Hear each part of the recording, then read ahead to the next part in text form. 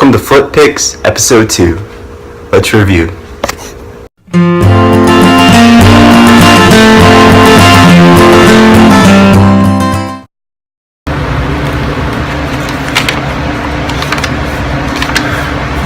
So the film we're going to be discussing today is titled Meantime. It was released in 1984. It was directed by Leigh. And this is well known now, but this is Gary Oldman's first major role in film, and he really does steal the show. He rides the line of insanity as a psychotic skinhead, embracing Leigh's sometimes improv directing style, and Leigh spends time in this kitchen sink drama set in poverty-struck London, lamenting, expressing, and distinguishing these characters within this tension-riddled time period. And Leigh spent time with the cast and paying meticulous attention to fleshing out their desires, misfortunes, and the tiny victories that they get within this time period that really seem endearing whenever they do come around. And it's self-deprecating meta humor that's very synonymous with Britain. It's really it meshes well with its long list of to-dos, and that includes expertly infusing political and social commentary by knocking on the doors of these vivaciously performed and written characters. This is Leigh's transition to film. He was a TV director for a long time over in Britain, and a channel gave him a feature length constraint to work with, and I think he did a very good job doing that. It's the quintessential example, at least to me, as expertise mise en scene.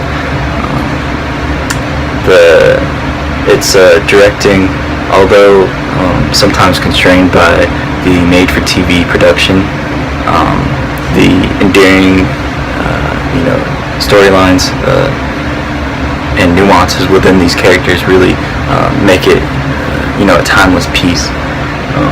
It flourishes in its sometimes nuanced, sometimes salient juxtapositions.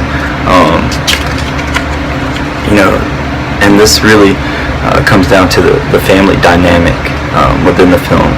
It has levels of social commentary of the times, as well as the heavy melancholy that humbled and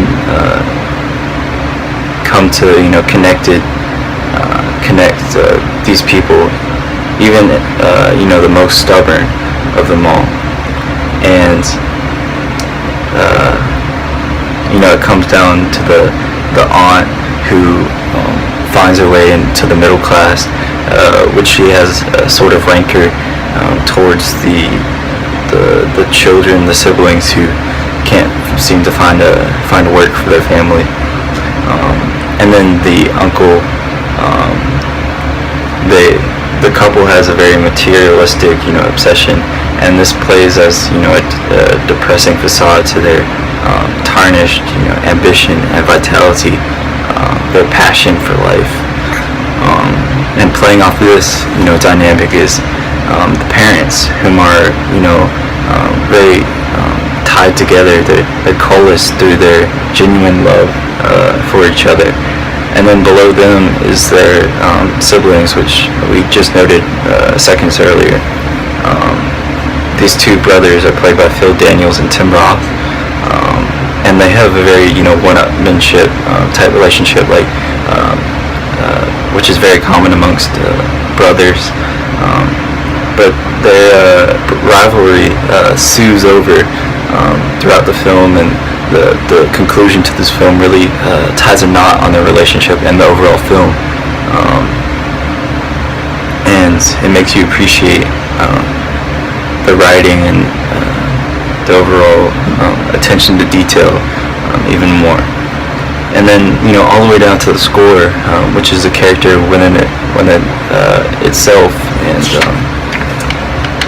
the whole cast is really tremendous. You have Phil Daniels and Tim Roth, as we mentioned earlier, as Mark and Colin,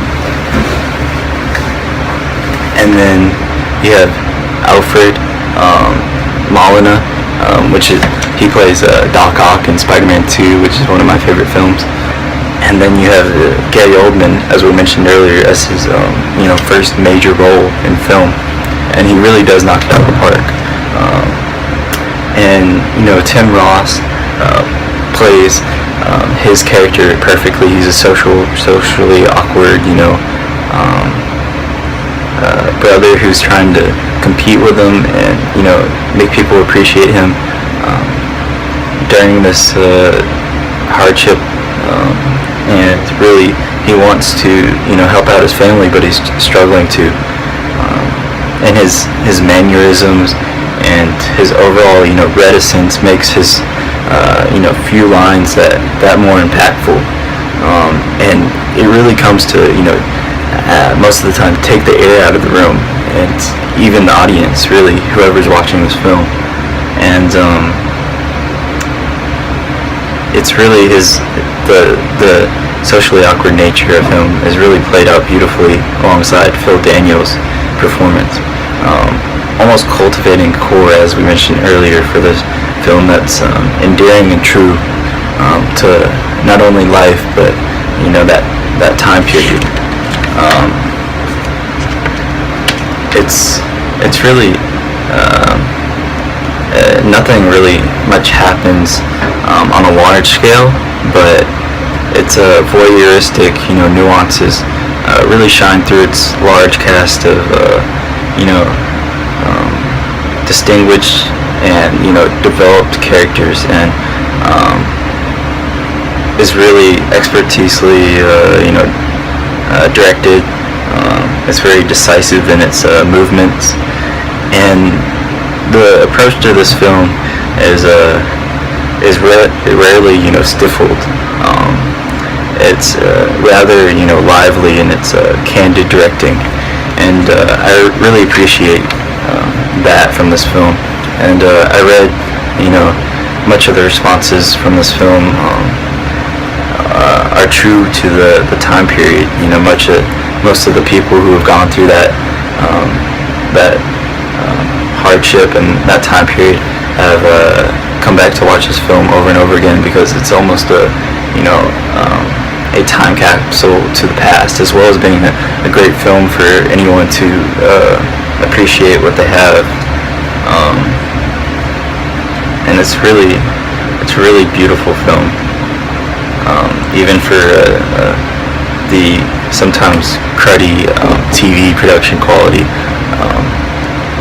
I really appreciate everything else that really wraps it together. So I recommend this film wholeheartedly, and that's my pick of the day, or week, who knows.